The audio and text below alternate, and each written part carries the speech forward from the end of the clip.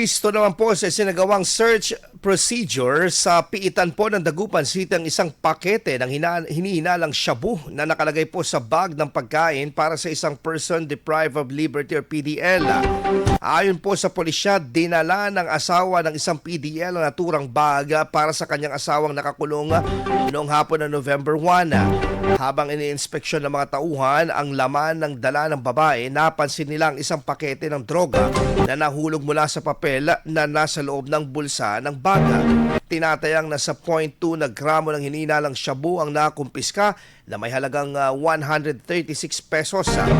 Dahil dito, inaresto po ang ginang at naharap siya ngayon sa kasong paglabag sa Republic Act 9165 o Comprehensive Dangerous Drugs Act of 2002.